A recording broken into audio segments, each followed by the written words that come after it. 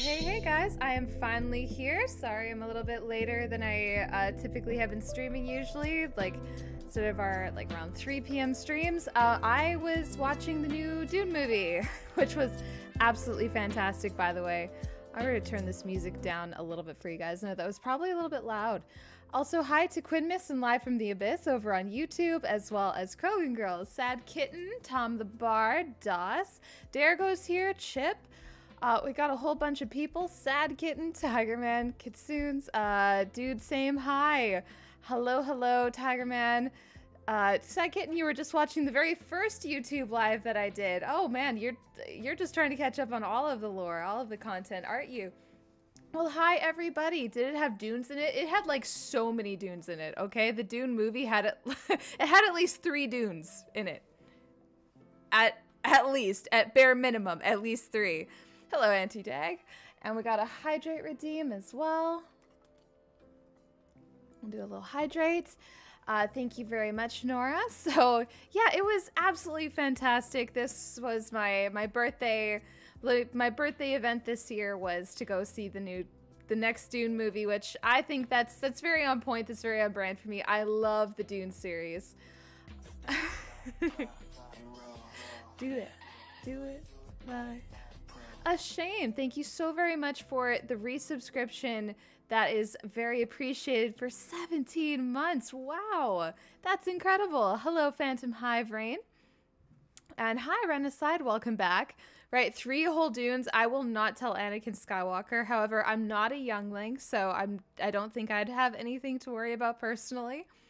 I don't know if that's I don't know if that's too soon, or not. You finished all the regular VODs so far, all the shorts, now it's just on to the lives. Well, thank you for the views, Sad Kitten. And Mad Mage of the Midwest, welcome back. Welcome. Have you guys seen, those in chat, have you seen the new Dune movie? And what were your thoughts? Did you enjoy it? Not enjoy it? Were you have you read the books? Were you kind of like obsessed with Dune like me, or was it like your first exposure to it? Because for me, Dune was a formative aspect of my entire personality. I was absolutely obsessed with Dune and the entire series right on through. And oh my gosh, it was cinematically, I couldn't ask for better. I really could not. I waited years for a great adaptation of Dune. Years. And they did it justice. At least in my personal opinion, I think they did it justice. So, Tom the Bard, you saw it? You tried to read it, couldn't. Names are hard. Listen, I will be the first to admit that it is a hard read. Dune is not an easy book to get through. Let's see. Live from the Abyss has seen the new Ghostbusters. 8 out of 10. 8 out of 10 on the Ghostbusters or Dune.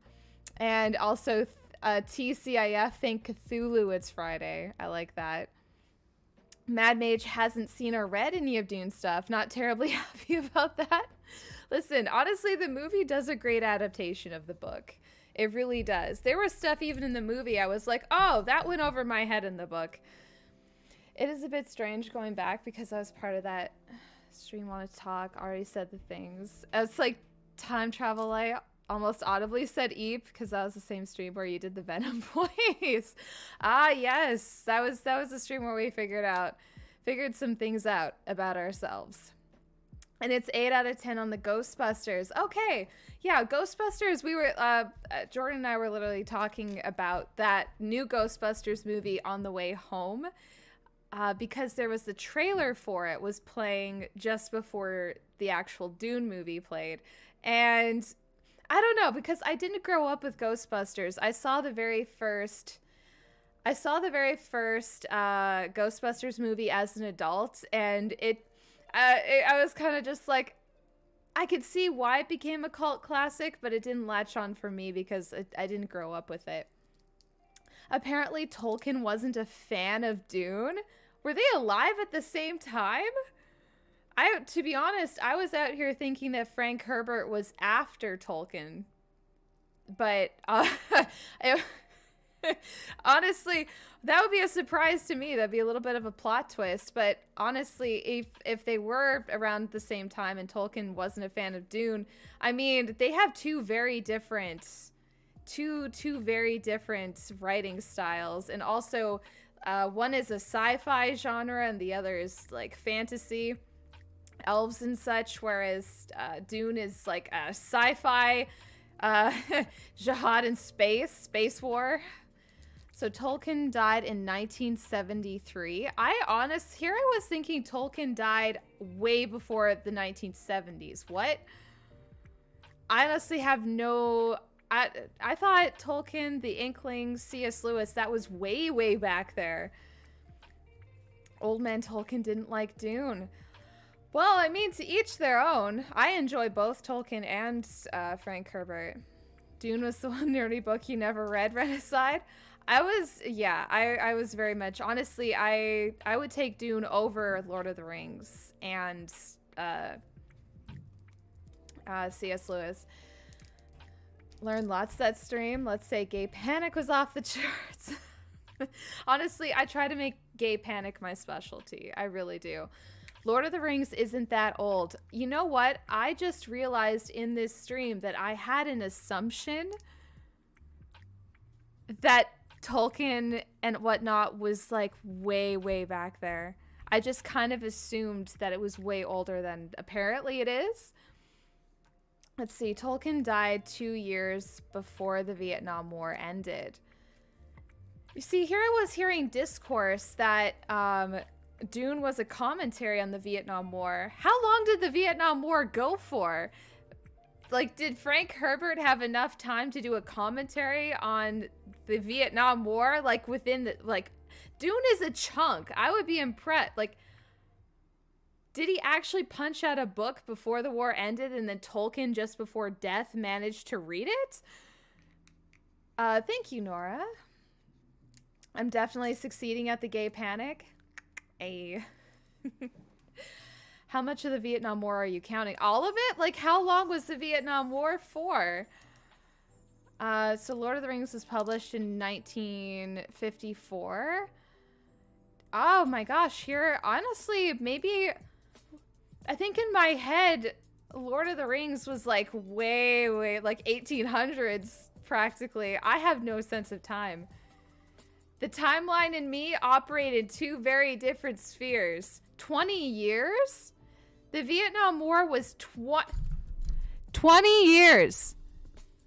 I thought it was like 5. To be honest, I don't know much about the Vietnam War. I really don't. Dirigo, are you for real? 20 years? Okay, yeah, I guess you could punch out a book within that 20-year span and have Tolkien read it. I'm learning so much right now. What is happening? And Lord of the Rings was after World War I and before World War II. I could have sworn. Okay, Eastern Cave of Wonders. I really could have sworn Lord of the Rings predated the World Wars. It started with the French in the 50s. Jeez Louise. So Google came through. Thanks for lurking. Thank you very much for lurking there. You did some work today. Gonna rest while stream. It sounds great. Sounds great.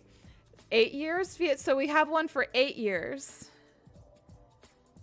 School never taught me about the Vietnam War. I also was not really taught much about it. So Vietnam War 1955 to 1975, so 20 years. What? Okay, as a Canadian, because I don't think Canada was really involved in Vietnam, if I understand. Man, this is explaining so much about MASH. Huh. I think, like, even after watching all of MASH, I still don't know very much about this. What on earth is happening? No, I just got one of those scam texts. That's like, from RBC. I don't bank with RBC. From RBC.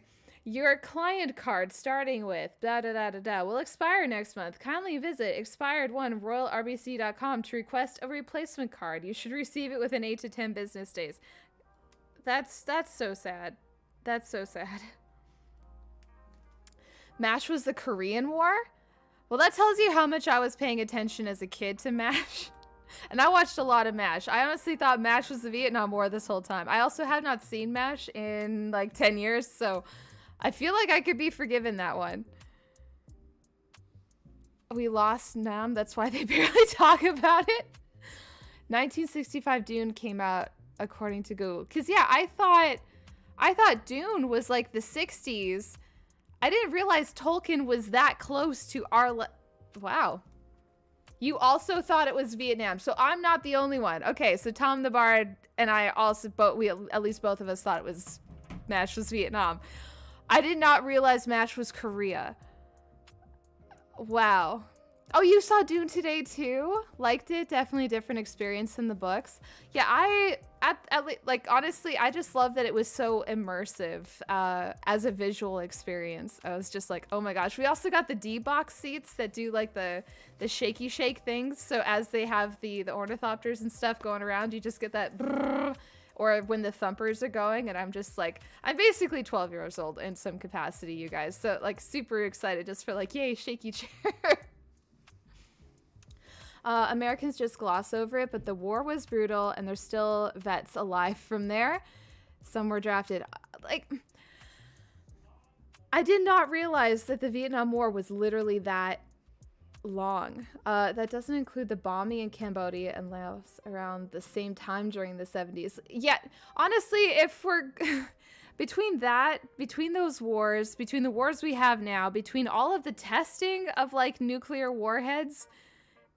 Or they're just like, hey, here's an island. Let's set off a nuke here to test it. Like, no wonder we have global warming.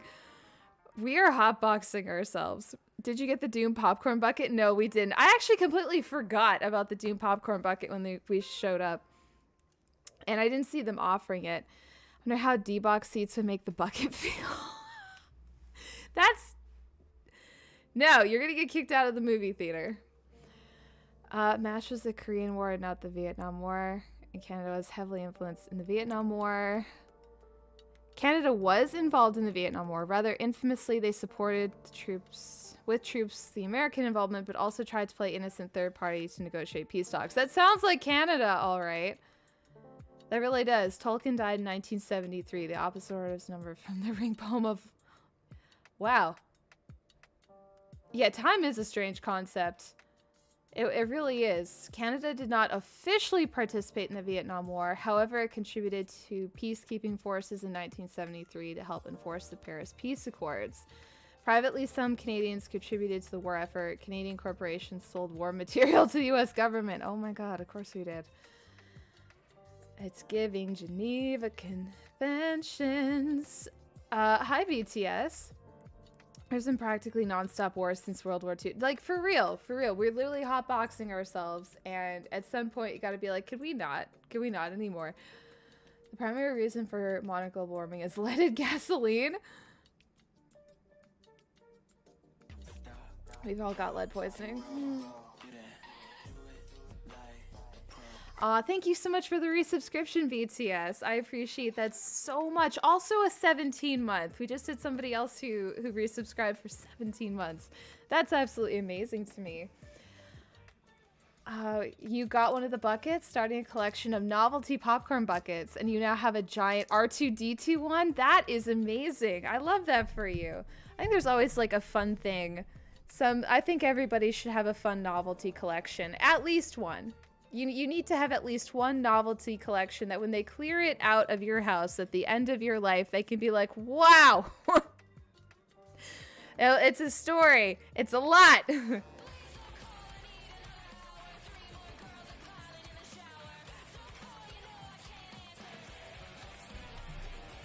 Smopduck, thank you very much for the follow. Much appreciated. Welcome to the House Courts Twitch community. Oh yes, the Geneva, do you say Geneva checklist? That's dark. That's fucking dark, Sad Kitten. I wouldn't have seen that coming from you. You collect horse stuff? Yeah, I had my horse girl phase. I can't judge. Magic the Gathering cards count as a bizarre collection? To many people, I think they do. To many people who do not understand. America's 243 years as a nation. They've been involved in armed conflicts for 225 of those. Man, the U.S. needs to fucking chill. The U.S. really needs to chill the fuck out. Let's see. A lot of Americans were given sanctuary in Canada to dodge the draft. As a Canadian, I think we should toss them right back. Just slingshot. All the way over. Oh, do we have a hype train going on? Aw, thank you very much for the hype train, you guys. And Quimis, the gift subs there. Thank you very much. You have over 21,000 Magic the Gathering cards. That's wild. That is a collection. Wow. Oh, so a hydrate. Yeah, the US needs to chill. You have an R2-D2 cassette player that also makes noises. Aw. I don't know. I think a lot of us definitely like pack bonded with R2-D2 as a character, of course. But I don't know. There's something about R2-D2 that was just so very wholesome and easy to cheer for. And yes, thank you guys for starting a hype train. That's like super, super amazing, super affirming. I love to see it. Mad Mage collects so many things: comics, Magic the Gathering cards, books, knowledge, interesting swear words from around the world. I think as a collection, I don't know if cerebral things count as a collection or not. But for argument's sake, we'll say yes, they do. Wasn't the Geneva suggestion created because of Canada? That's what they say. That's what they say. Canada went hard. Canada went real hard, apparently. And for a country that's known for saying sorry, the way I saw somebody put it in a comment section, they were like, Canada is either we'll say sorry until it's you who's saying sorry. And I was like, that's kind of true though. That's kind of true. You have to go. Oh, that's okay. We'll see you later, Nora. Thank you for hanging out. And that bonk, I love how it was like a bonk sound that put us over into a level 2 for this hype train. Thank you very much. Wholesome, literally everything that guy says is... Why do you think he talks in beeps? They just had to like beep out literally everything R2-D2 said. Favorite R2-D2 quote is LOL, hold my beer. Just remember, it's not a war crime the first time in Minecraft. That's why we don't get invited to wars anymore. Canada's just on this side like, why won't you let us in? We're just like on the other side of the glass. It's raining. Everybody's like out in the rain at war, and Canada's just looking in like, we could help. And everyone's like, no!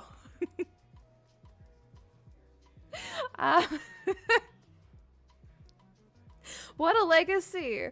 What a legacy we Canadians have out here. So Live from the Abyss also has collections. You collect vintage action figures, comic books, and occult books. I could see, yeah, I definitely could see that from the username. For sure. So we've got a few people definitely collecting comic books as well. I have a very small collection of like pins and artwork and stuff that I get from cons, because anytime I go to a convention, I like to support various artists and people there. So I tried to like pick up a stick. I also have stickers. I have a sticker book. So I tried to collect some stickers, some pins, some jewelry, some artwork, things like that.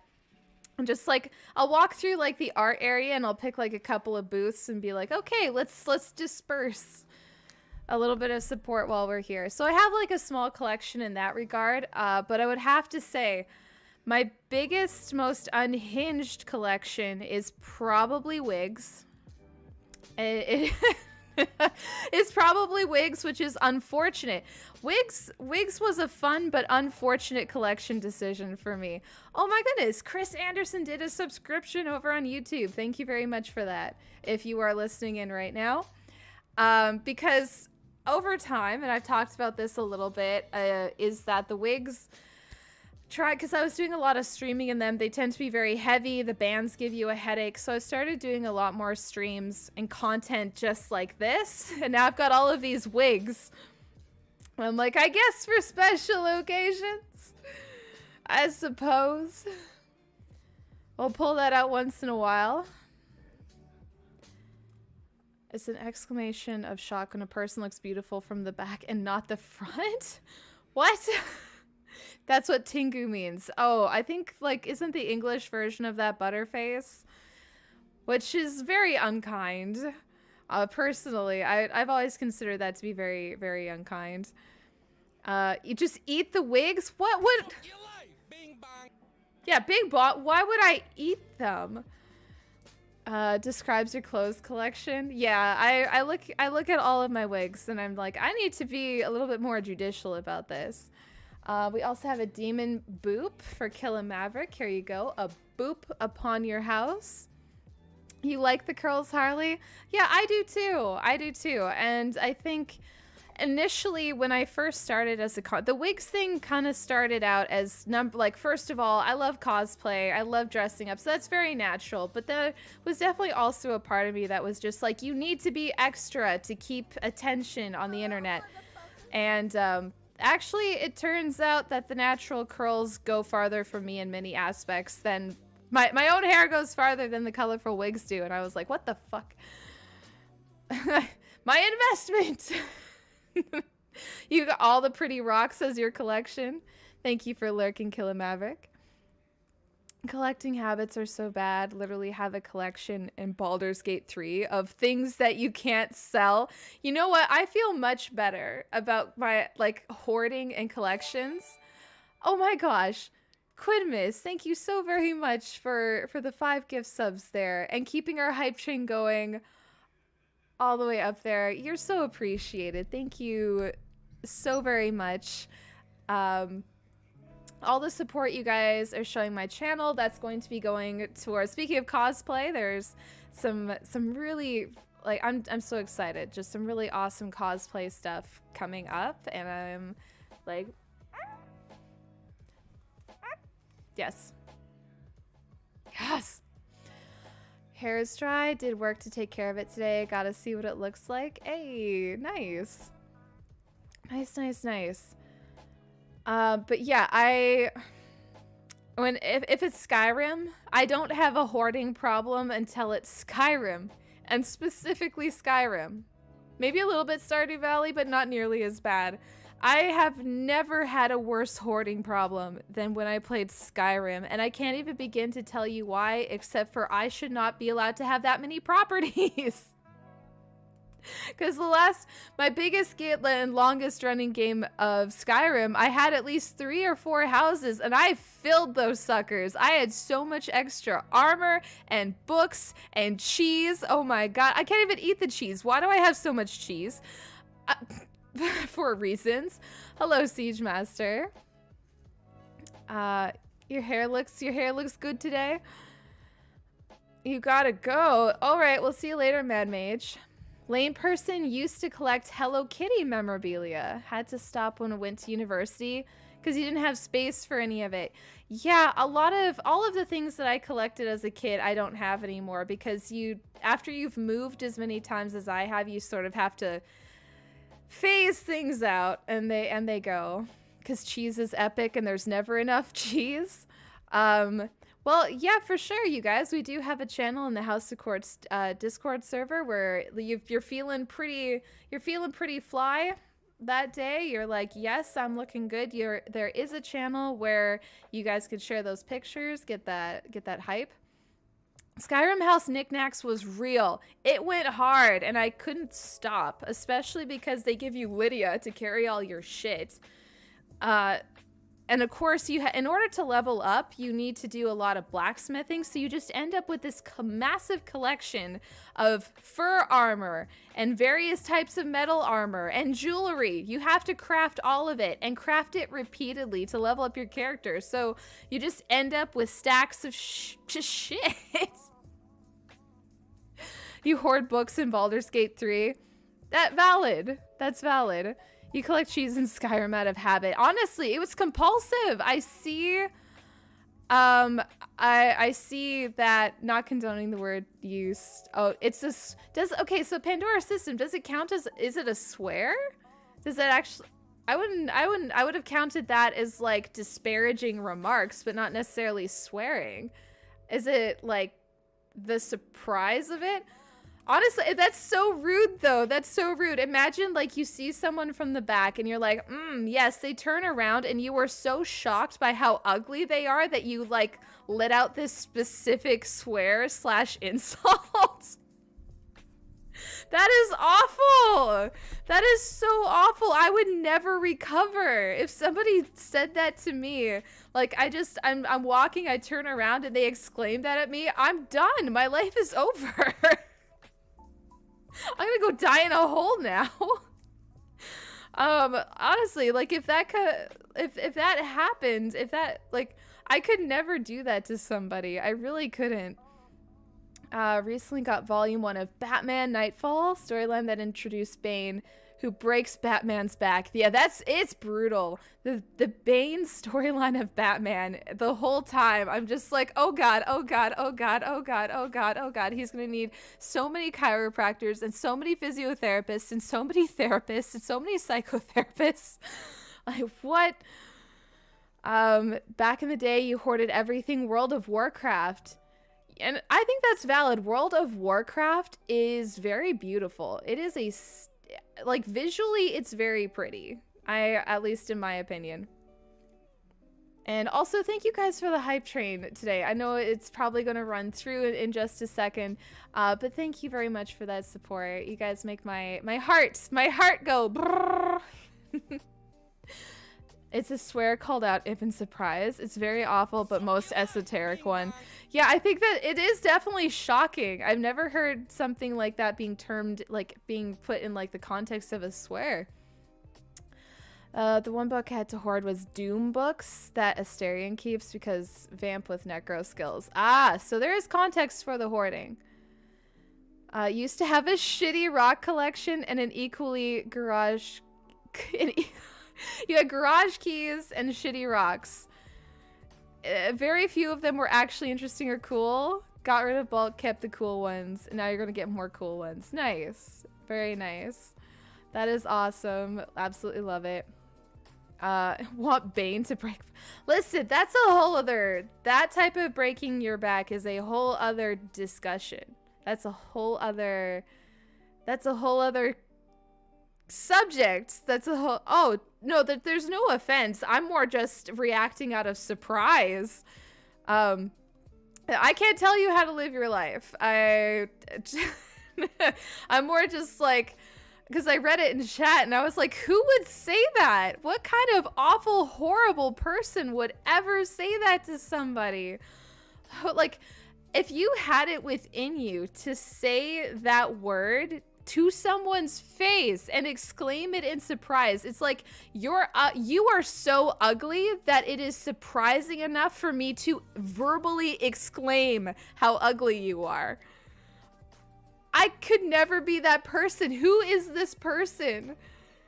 Who is this person? This word exists for a reason. This word exists for somebody. Who is that person? And can we throw them off the planet? Why does this word exist? They need the things, and since fiction characters can't call it out, it's fine. Yeah, exactly. There's nobody in a fictional world like Baldur's Gate 3 who's going to tell you you have too many books. There's no shame there. From what I've seen of Asterion, there's plenty of shaming in Baldur's Gate 3, but I don't think specifically for how many books you have. So Kit says they've got knives. Valid. So knife collection, rock shelves, skateboards, and every video game system collection. Wow. So you got like your whole dragon horde going on there. That's a pretty nice selection. Even my Animal Crossing has hoarding on it. Even that's not safe. Oh my goodness. Oh, you found this out from a book of the world's most awful and rare swears. Oh, that's too bad you don't have that anymore. If we're throwing people off of the planet, you have a list. I do too, honestly. I really do, and we'll get into that in a little bit here. Pratchett says you collect books, but since you work at a library, you don't have time to actually read them. I would think that at a library, well, I guess it depends how busy the library is, that would be the job where you get to read the most. Bethesda just celebrated 30 years of Elder Scrolls. It's 30 years of Elder Scrolls. Was Elder Scrolls like a board game or something? Like, that 30 years seems surprising to me, considering like I was born before the internet and a lot of games. So I know they had gaming systems, but does Bethesda's Elder Scrolls go back that far? You have to read all the stuff I check out first. Oh, I see. Collect lids to medicine bottles. That is a very specific collection, ashamed. And also it's reminding me of, what was it? That one audio that went around, and like it was all like the BPD girlies. They had their medication bottles, and they put fairy lights, like they punched fairy lights into each bottle, and it would just be a string of lit up medication bottles to the sound that was like, "Ooh, I'm mentally ill." It's a great trend. Video games are old now. Listen, I know, because I literally just turned 31. So I'm like, am I as old as the Elder Scrolls series? And how is that possible? 30 years ago was only 95. No, actually, like 30 years ago would be 93. That is wild. Quote from Lydia: I'm sworn to carry your burdens. Chip says you missed mine. Oh, you collect old Warhammer minis, and specifically the Wandia's. Oh, okay. Okay. That is a very specific collection. Please, you guys, remember, this is Twitch. Please remember, I have to adhere to certain community guidelines on here, okay? That trend sounds great. It was great. It was hilarious. It was almost as good as the ketamine trend, where people would show their pet before and then after surgery, because like their pet would be just absolutely loopy, and it would be that soundtrack of ketamine. The caps to meds you give at work, they're colorful, planning to make a collage with them. Oh, okay. So you're just like, let's put all of this to use. We love a great recycle moment. Recycle into art. We love to see it. And Sad Kitten collects illnesses, but not by choice. I see. We got the chronic illness jokes in chat. Elder Scrolls game released in 1994.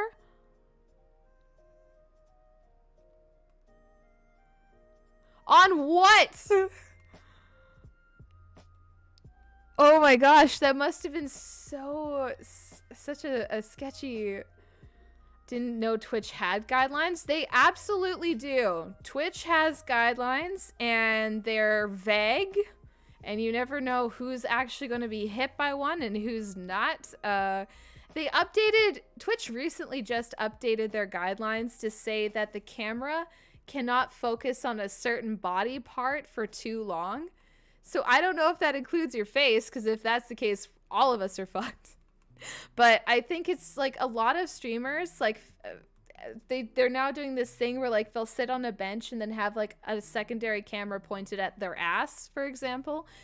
And I think that's what they're trying to stop, but they're fully clothed. Like the people who are doing this thing where the camera's pointed at their butt, they're wearing pants, they're wearing shorts, and it's just like, no, you can't focus on your fully clothed butt. Hide your elbows. Hide your elbows. Yeah, I don't know if I have my elbow out. I just have my elbow here. At what point is it too long for you guys to see my elbow? I actually couldn't tell you. I don't know.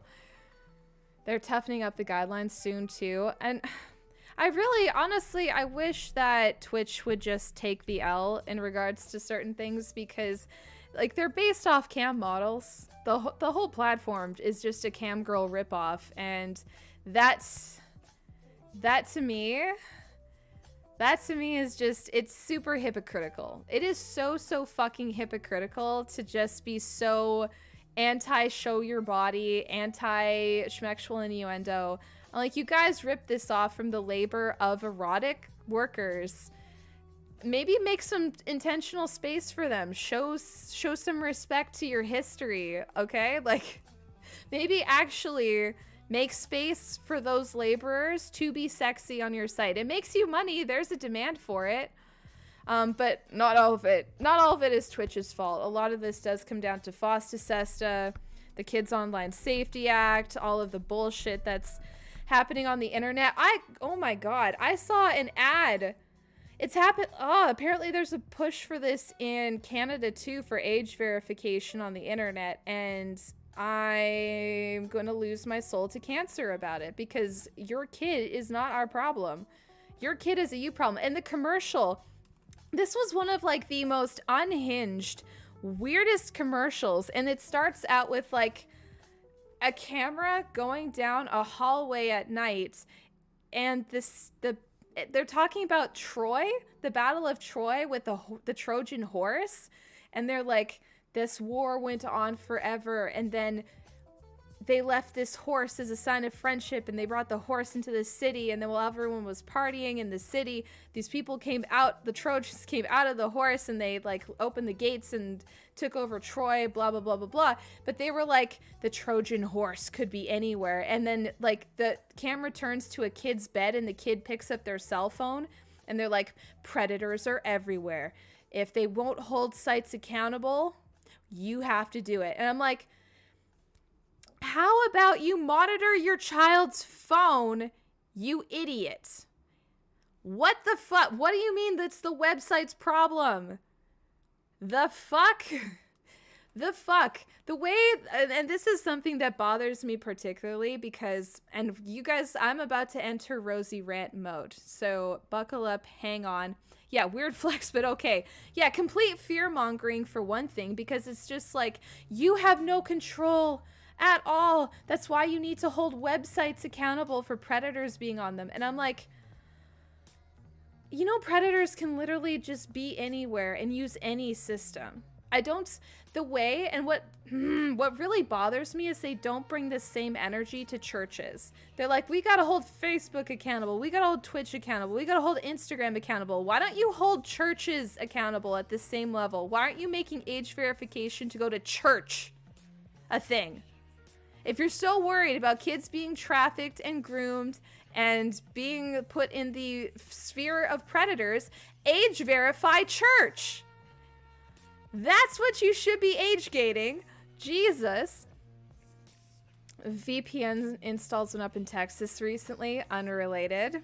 Yeah, because Texas put one in. Kansas, and here's the scary one. Kansas just put their age verification in, and it includes content. Content about being LGBTQ+ will now require age verification to access. Because being gay is apparently inherently sexual, and anything inherently sexual is bad for minors. I'm like, well, this is heading exactly where a lot of people were warning it would, because anything anti-corn, anything anti-erotic labor, it really is it's just the gateway. That's the real Trojan horse. Protect the children. If we're going to talk about Trojan horses, protect the children is the Trojan horse to censorship and hate crimes about being gay. Thank you for the rants about it. Parenting was always doomed. Honest to goodness. Because it's not possible for people of God to be a predator. Yes, a little sarcasm there. Those flipping gays being too sexy. Apparently us gays are too sexy. We're just too sexy. Right, Jesus Christ needs to confirm his age or get the fuck out. I don't know. I think at this age, Jesus would be over 2,000 years old. The Elder Scrolls Arena released March 25th, 1994 on PC. I had no idea Elder Scrolls was that old. Yeah, all the gays out here like, I'm sexy and I know it. Do do do do do do do Also, I found out why that group disbanded, and that is a wild story. The LMFAO guys, I didn't know, but that was an uncle and nephew, which makes what they were singing about kind of weird. It's kind of, it makes their music videos distinctly uncomfortable to know that that was an uncle and nephew combo there. I'm like, why are you guys partying and wingmanning for each other? This is kind of weird. Your family. This is why are you singing about not being fully clothed and being sexy out in public? That made me very uncomfortable too. Abstinence makes the church grow fondlers. Oh my god. And wait, I saw before, Lane Percy, you were saying Maestro got a 3-day ban for showing, like, on their cell phone. Oh my god. See, and that's what I mean by, like, it's too much. It's too much. Yeah, yikes. Heckin' yikes on several bikes. Banned today and tomorrow? Oh no! Oh, poor Maestro just got partnered. That doesn't impact their monetization there, does it? That would be so stupid. And this just happened. I thought you were talking about something that happened like ages back. Given the revelations about Nickelodeon, maybe TV studios need to be inspected. Maybe TV studios need to be age-gated. Oh my gosh, all of the things coming out about Nickelodeon right now. I've known about it for a while. So I watch a lot of like gossip channels on YouTube as background noise. It's just like brrr, when you're trying to focus. Churches are why Jeebus won't come back. It doesn't want to be associated with them. Listen, I personally think Jeebus is not coming back because Jesus wasn't real. Or if Jesus was real, he was a cult of personality who died a very long time ago. You know it's Twitch. That means someone watching would have had to report them. So what little bitch got upset by a booty pic, right? And I'm guessing, because it's Maestro, I'm guessing this booty pic, they're fully clothed, right? And it's lit because they do their little dance thing. They have like a little booty shake dance they do every time they're raided. And I'm just like, what sourpuss? What absolute little piss baby reported Maestro for that? A pox on their house in Minecraft. I hope an anvil falls on their head when they're walking down the street and they're having a good day in Minecraft. Just cartoon style, like, boom! And honestly, and not like how an anvil would actually fall on a person in real life. I literally mean cartoon style. I want physics to bend specifically for this person. So the anvil falls on their head in Minecraft. And then it like literally bends around their skull. And then they do like the headache thing with like little birds flying around. Someone probably did it for the lulz, unfortunately. And that's why like I try to be as careful as I can on this platform. It's dumb. They were sharing this slightly sexy photo they added to their dating profile. The question was, what's your best feature? Did Maestro really do that? Oh my god. You know what? That's so on brand for Maestro. I love it. And that makes me so sad. It's a great joke. It is a great joke. Why wouldn't you just let Maestro have that great joke? That's fantastic. And I hate that somebody reported that. They're such a hater. How could you hate on Maestro's booty? Unbelievable. All the bad things to that person for being such a troglodyte. Protecting the children's the real Trojan horse. The people pushing this really want to impose their morality on all of us because they know better. Yeah. The thing is, having grown up in Christianity, I know that technically, if you're a Christian, your job is to shut up, love people, and wait for Jesus to come back. Like, you're not supposed to be up in legislation making it a Christian nation. You're not supposed to be fucking with legislation. You're literally supposed to shut up, love people, and die. That's your job. If you're a Christian, that's all you're supposed to do. You don't need to be out here controlling anybody else's life. Fun fact about Nickelodeon, they started out as an offshoot of Odeon Cinemas that did animated videos for Nickel, hence Nickelodeon. Huh, well, I guess I learned something today. I feel like I would, that quote, Live from the Abyss, would work better. I don't actually know who Jackie Onassis is. I have, that quote's just gonna go over my head. I have no idea who the people are. I really hope it doesn't affect their Twitch partnership. I hope not either. It was a little risque, but it was really funny. Yeah, and that's why I'm like, I'm pretty sure, does Maestro have like the 18+ filter on their streams? Do you think God stays in heaven because he too lives in fear of what he's created on earth? Spy Kids. That line goes so hard, and it's from a Spy Kids 2 movie. Also, my one cosplay friend, Formative Fox, they're making a daylight version. They work a lot in like blacklight, but they're making a daytime version of their Shark Bay character, and they wanted to do like all of the things, and we were like, oh my gosh, you're gonna be Shark Boy and Lava Girl, and I'm waiting for it. I'm waiting. I need it. Yeah, Jesus said no to God and state being the same. Give to Caesar what's owed to Caesar. Give to God what's owed to God. No, Jesus literally said separation of church and state. And yet Christians be out here like, hey, why don't we make embryos people? Because God. Because God said so. Hello, Waffle. Hi. And also, I see a whole bunch of people just popped in. Hello. We're talking about the recent push for age verification on the internet and kind of the scary implications there. One of the biggest, because a lot of this stuff is going through really fast, which is the insult of the age verification and the TikTok ban going through so fast is people are like, what about capping rent prices? What about legislation capping how much grocery stores can charge for food? Why aren't you where's the legislation on like safe pew law control? Where's that legislation? But no, they can push a TikTok ban and age verification through in a matter of weeks with bipartisan support. Are you fucking kidding me? Why is that the priority? Why is children on social media the priority? Predators don't care. You cannot stop a predator with age verification laws.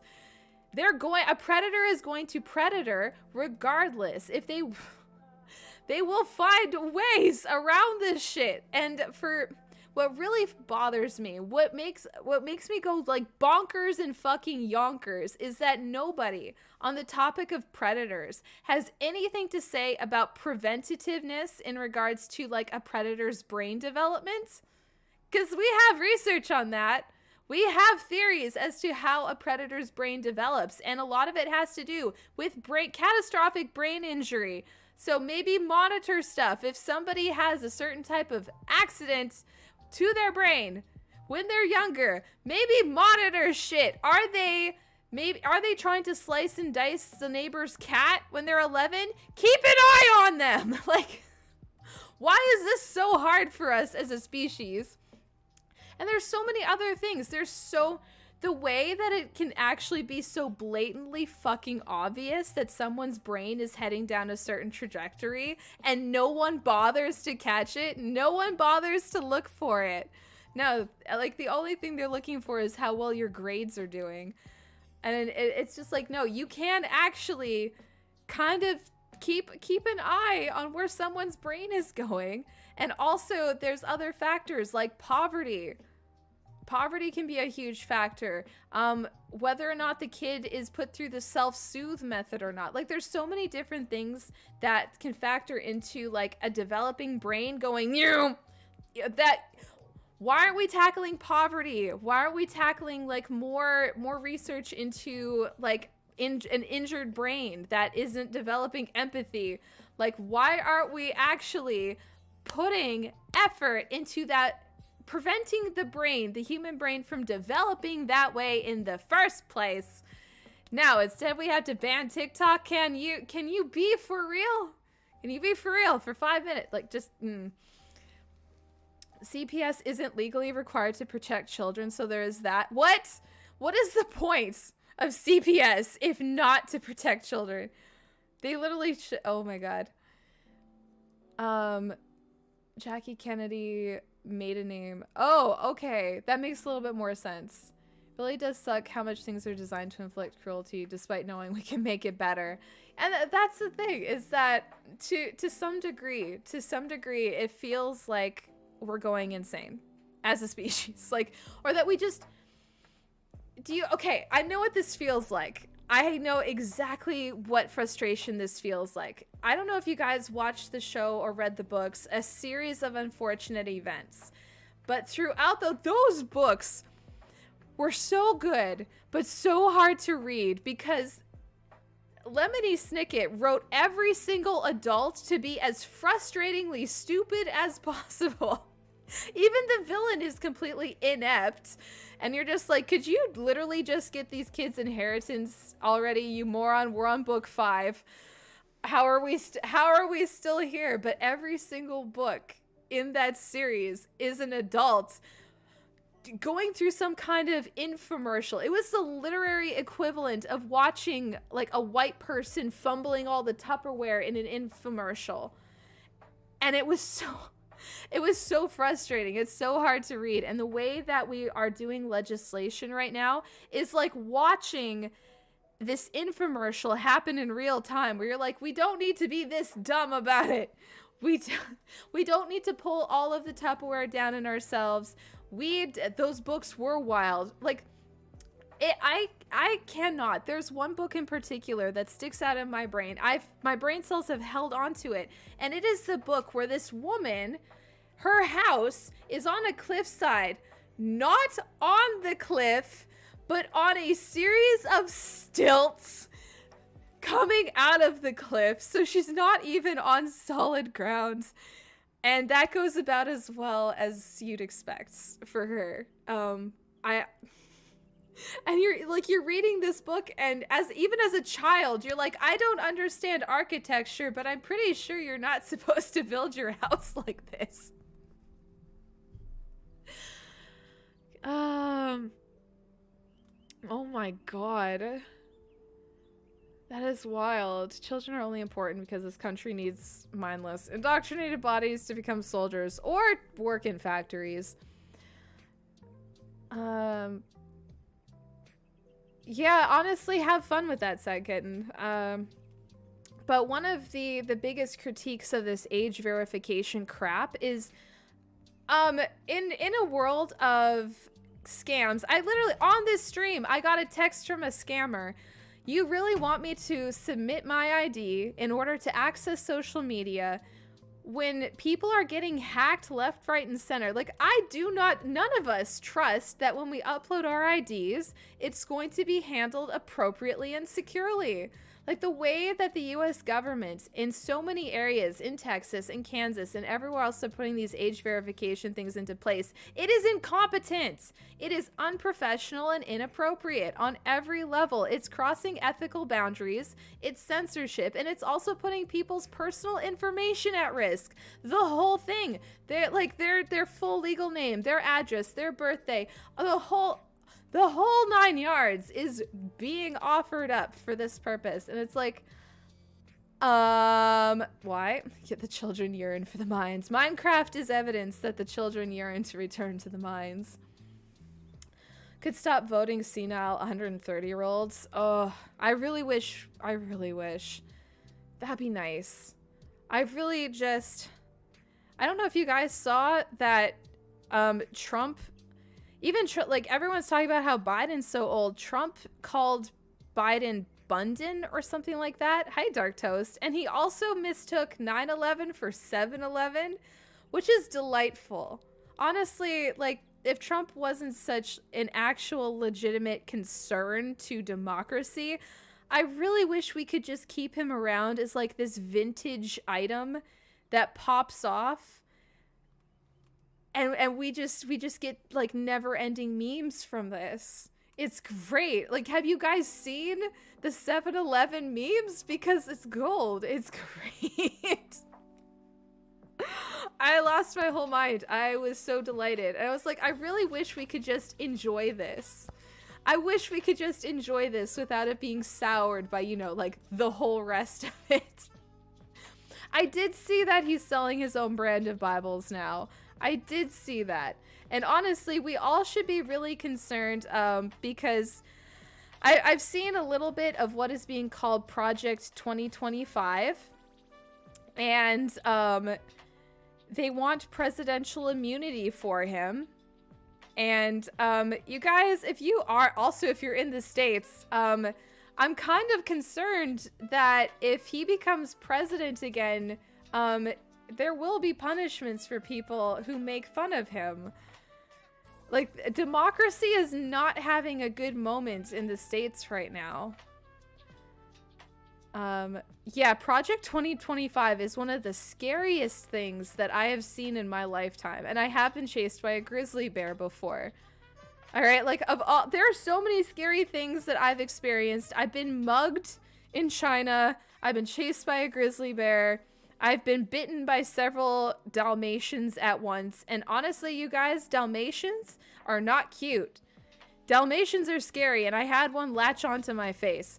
So when I say that Project 2025 is like the scariest, one of the scariest things I've ever experienced in my life, like, all right, I'm out. Yes. Penguin, what do you mean you're out? We always talk about politics on here. I'm going to camp if he wins. No, for real, for real. If I am so worried for any of my trans friends who are in the States, because I'm like, you guys are about to be rounded the fuck up. The way that I am genuinely worried my friends are going to end up in a textbook the same way that people of Japanese descent ended up in Canadian textbooks because they were rounded up and put in camps during World War II, I think it was. Once again, what have you arrived in the middle of? A rant. Just literally me popping off. He's trying to pull a Julius Caesar. I hope he fails. I genuinely am hoping. I'm genuinely hoping. If Trump becomes president, can us Americans come crash with you? I am kind of worried. I am actually kind of worried, like, Americans might have to start applying for, like, basically running. I know there's a word for it, and my brain's not coming up with it. But basically when you have to flee immunity, that's not it either. Yeah, silly would be dictator. Yeah, silly and goofy, and also, unfortunately, much better at it than we would like to see. We discussing political asylum? Political asylum. Refugee status. Asylum or refugee status. I'm genuinely worried we're going to start seeing, like, people from the States. The land of, like, the free and the brave. Because as I was growing up, we heard so much propaganda about how the States was so free and the American dream. And now I'm half expecting to see Americans apply for refugee status from the U.S. Applying for green card, but maybe changing that plan very suddenly. That's brave. That is brave. Unless you are a straight white guy, that is very, very brave to be applying to get into the U.S., especially considering the censorship that's about to hit there. If Trump wins, would you sponsor my asylum? Look, you guys, I am a peasant. I wish you the best. You might have to, your best bet is probably just to swim across the Detroit River or something. Girlfriend and partners are worrying about having to flee. I think that's a valid concern. It really is. And honestly, like, the American dream probably was never real. It was propaganda the whole time. It was never real.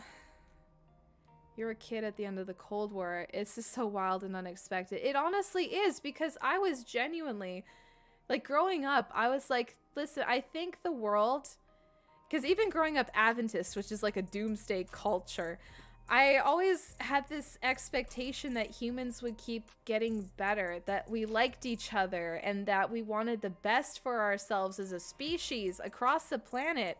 And I've grown up into a world where the US and China and Russia just will not stop with like their cock measuring contest with each other to the detriment of all the rest of us.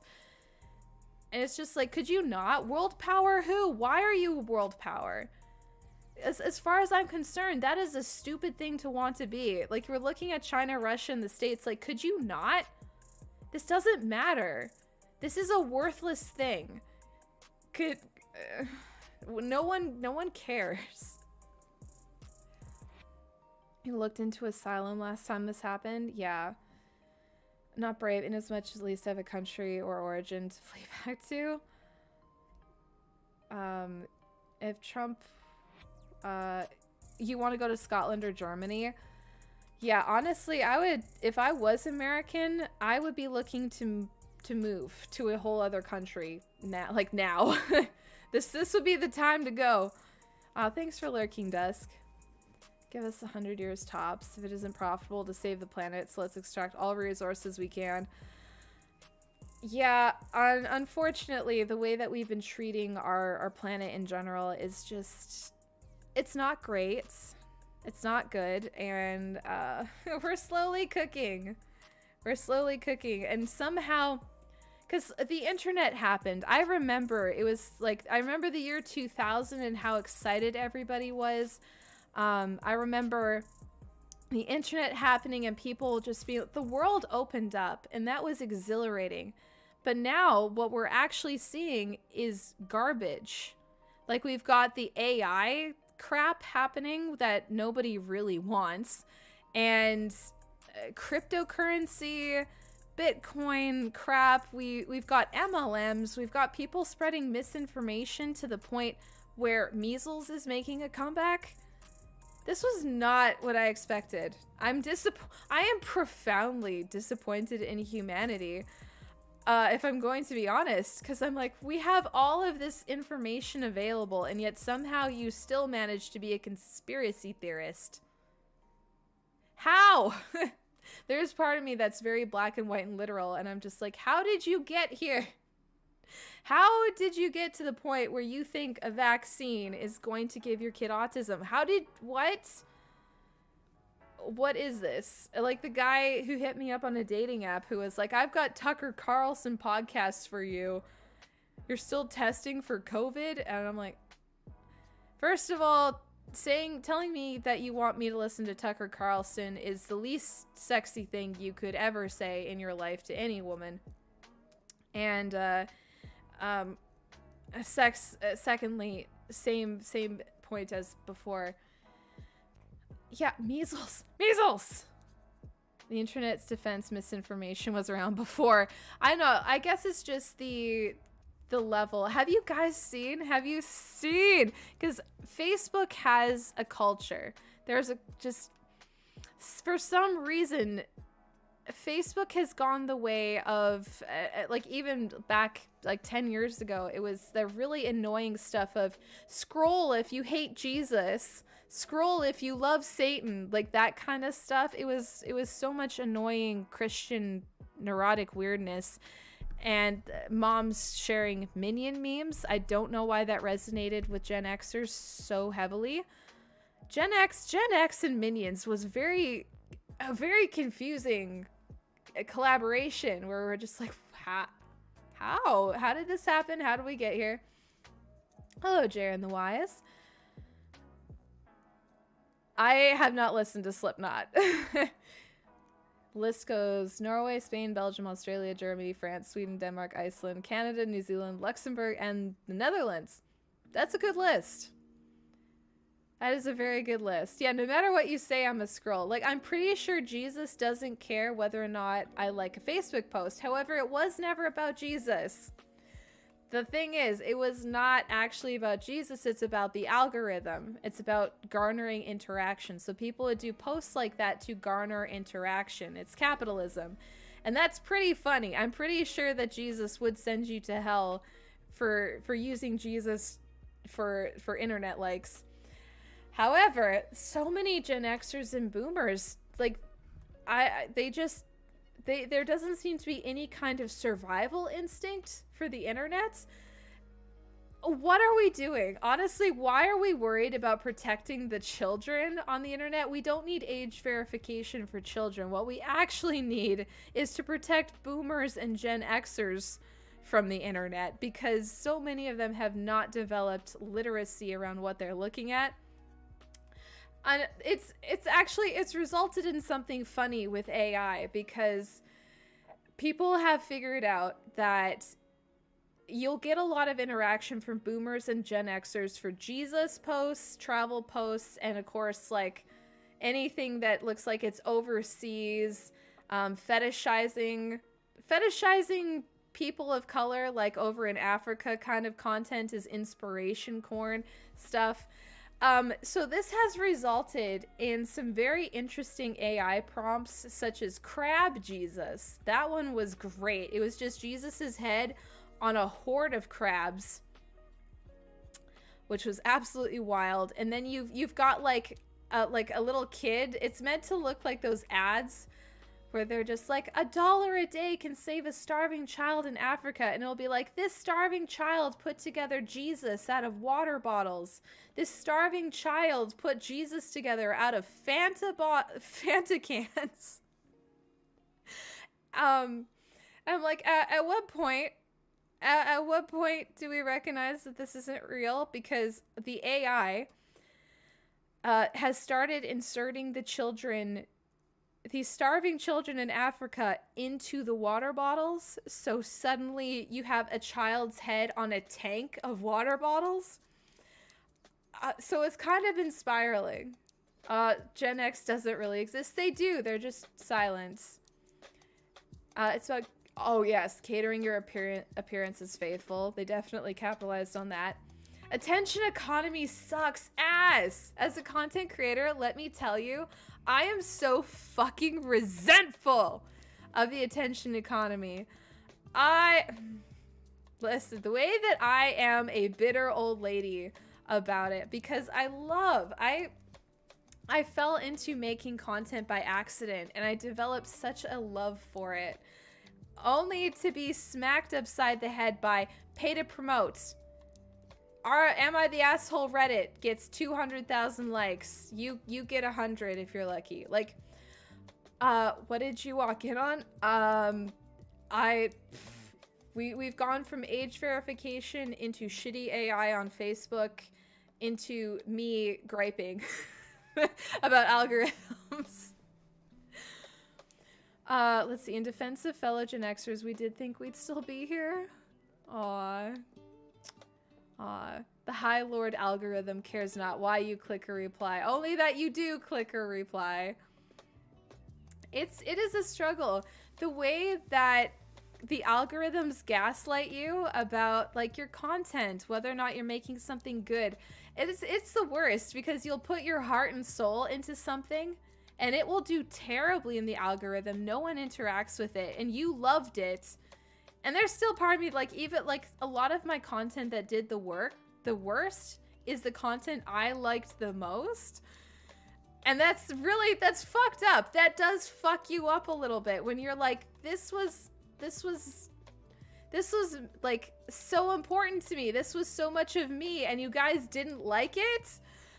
Oh, that sucks. And then I think Instagram was the one that really drove this home for me, because I figured out how to grow on Instagram, and it's through shareable meme content that's very low effort. And I was like, are you fucking kidding me right now? Love the eye makeup today. Love the wings. Thank you. Thank you, Cygax. I appreciate that. Yeah, the algorithm gaslit me is a t-shirt I'd wear. I would wear it all the time. Yeah, all of the time. Amazon Net makes more money selling ads than doing anything else. We're reaching peak awful. We genuinely are, especially when TikTok rolled out TikTok Shop. It's garbage.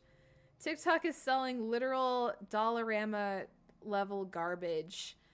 And I really wish that I love the de-influencing trend going on where people are recognizing that yes, this looks pretty, but it is actually garbage.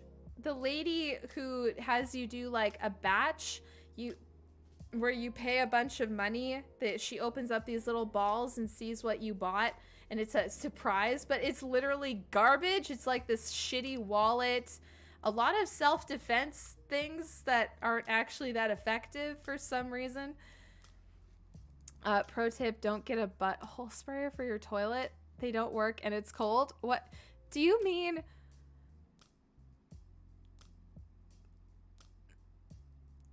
I almost, okay. Okay, you can tell I'm struggling because I almost called it a duvet, which is not correct. Um,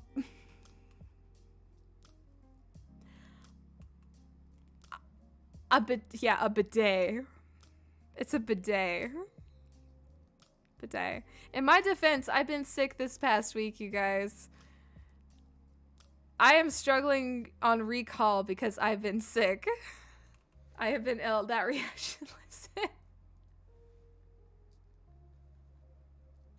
Oh, listen. Having the same problem. I was like, duvet? That's incorrect. I kind of have this little conveyor belt that runs through my brain that brings me options. Think inside out. Like, I am operating inside my brain, and when I need a prompt for something, there's a conveyor belt that will bring me the prompts, and usually it's one prompt. My brain is struggling. It scratches up something, it offers it up, it runs the conveyor belt past me, and I'm like, today the conveyor belt brought me duvet instead of bidet. I did encounter an error. Love bidet. It was a great purchase. I found them surprisingly enjoyable and effective.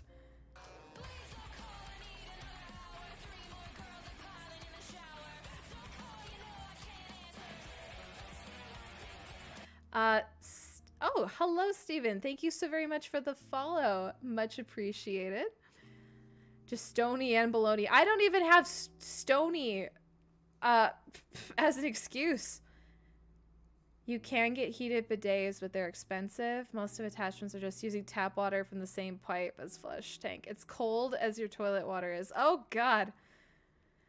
We don't have bidets, so I think I've only experienced a heated bidet, to be honest. Hate when I don't have one now. I just don't feel clean. That was the thing. I got to try bidet once and I was like, everything feels pristine. Pristine. I have changed as a person and now I demand you have a hot and cold one. Well, nice. Out here with your bourgeoisie bidet shit. Just lording your ass cleaning device over the rest of us peasants. I see how it is. Jokes, by the way. Waffle Man says, boomers and Gen X have been exposed to enormous amounts of lead through paints, pipes, and gasoline. So basically, what you're saying is the lead in their brains sees the bright yellow of the minions and just responds. Which would explain a lot. It really, to be honest, the lead in the pipes, lead in the paint, they also had a lot of chemicals sprayed around them. I don't even want to go into like the DEET stuff. So Lane says bought a toilet attachment, but it wasn't the right fit for plumbing. We rent, so I don't know what specs are for a toilet to buy the right one. That's me anytime I order something. I am proximately challenged and I never order the right size anything and then I have to order it all over again. Long-term lead exposure causes decrease in empathy and an increase in aggression. That also explains a lot, for sure. And it's kind of sad. It is really sad to me that, like, intergenerational relationships are so very important. It's important for our development. It's important for us socially, for our quality of life. Having intergenerational connection is awesome. Like, I gained so much from working with seniors. There was so much for my life. Like, I worked with some incredible people. And I think it's unfortunate that so many people have had to go no contact with their parents, and we see a lot. We see a lot of reaction content of somebody blowing up at serving staff and things. Boomers got lead and we got the microplastics. Yay! Yay! And I think that that's unfortunate, especially because we're seeing like these people in our lives who should be reliable for empathy and wisdom are hardcore. Like I had to cut contact with all of my family. I do not have any of my direct, like immediate or extended family as a resource because my entire family is out to lunch. My entire family bought into a doomsday fundamentalist evangelical Christian culture, and now they are unreliable, like they're unsafe people. Their belief system means that like they are not safe to interact with. And that is so unfortunate. I do grieve that. The older generations in my family led my family down that path of conspiracy theory nonsense. Like my whole family, they're conspiracy theorists. And somehow I'm the only one who's not, which is weird to me. It is very odd to me. There's something very jarring being the only person in my whole family on both sides who's not a conspiracy theorist. You know how many people that is? Like you would think maybe like just my parents would have been conspiracy theorists or whatnot. No, the whole multiple generations of people, and I'm the only one out here like, maybe the government isn't going to hunt us down for worshiping on Saturdays, and also no, being trans is not a mental illness that stems from sin. What is wrong with you? Like, there's so many weird, unhinged things that my family believes that you're just like, you're actually not wise. I can't turn to the elders in my family because they're not actually wise people. They're smart people, but they're smart in so many ways, but they're also really kind of dumb. And you're like, this sucks that I think that the 90s kids, a lot of us, like the 90s generation, early 2000s, we don't get to rely on our parents. We don't get to rely on our grandparents because like we have all of this literacy about the internet that they don't. They've bought into Christian fundamentalism. And it's wild. From a very young age, I was the smartest person in my family and resented them for a long time. That can actually be a very common experience, I think, is there's so many kids who grew up realizing that their parents were actually kind of dumb and being like, why? How are you this dumb? And it becomes this process of parentification where you have to be the voice of reason for your parents and grandparents. You're supposed to be able to rely on them for wisdom about how to like go about living life, and instead they're like, vaccinations are government propaganda thing, and you're like, they're really not though. Like, why do you have to be that person? Your parents should be the one telling you get vaccinated. That's the thing. It's like your parents should be the one pulling you back from stupid cliffs, not you and watching them walk off the stupid cliff over and over and over again and be like, maybe don't. Your brother is now that uncle on the internet. Oh, I'm so sorry. From a very young age, I was the smartest person. Yeah, read that one. His mental disorder is messed up. Parents believe that. I even pulled out the DSM-5, showed it wasn't, and they still don't believe it. No, it's straight up, because they don't have issue crossing this stuff. Yeah, it is embarrassing when you order the wrong thing and have to send it back, and you're like, I'm so sorry. I don't know what measurements are. We'll be that adult if anyone else needs it. Well, I think that's why we saw so many people doing that thing of like, if your parents don't support you and you're gay, I'm your parent now. I think there's a reason why that content did so well. And there's so many millennials, Gen Z, who got absolutely failed by their family as a resource and are like, I should have been able to rely on you, and instead you're a bigot, a useless fucking bigot.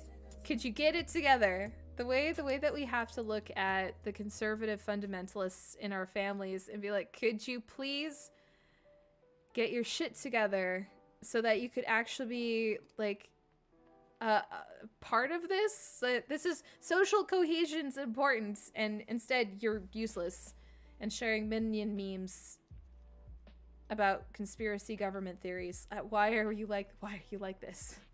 Why are you like this? Handle is from a young friend of mine because their family failed them. Anti-dag. Oh, I see. I'm glad you could be a support for them in that way. Quack, are you back, Penguin? All of the quacks. You got your PC up and running? Nice. Very nice. Yeah, that's my little several rants about a few different topics for today. Thank you. I could definitely use the coffee. My brother's autistic. He's been failed by so many adults, all because doctors decided to tell our family that he wouldn't be able to do a bunch of stuff. Ooh. You see, preemptive diagnoses like that can definitely cause a lot of harm, because you're just like, why don't you see? Why don't you actually like test things out actively and see how they're gonna work? Ooh, another mocha fan. I love mochas. I still think being both trans and gay is a mental disorder, but it's okay. They don't hate the person, they hate the sin. And also think trans people are less so. Oh my god. I am so sorry. I am so sorry. That's the thing, is Danielle Smith, the Premier of Alberta, has recently put in legislation regarding, like, you cannot address somebody under the 18 by their chosen name or pronouns without running it past the parent first, which means counselors, people who should be able to support a kid in private, because kids do need safe zones to go to, like safe, trusted people, like their school counselor and their therapist and whatnot. And Danielle Smith is like, no, we're just going to rip that away and make these people go through the parents. And I'm like, you could put a kid in so much danger, so much danger if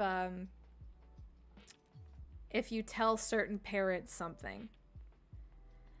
Like, there is no harm. If a kid is like, hey, to their therapist in a private session, I like they, them. I like to be addressed as they, them. That does no harm.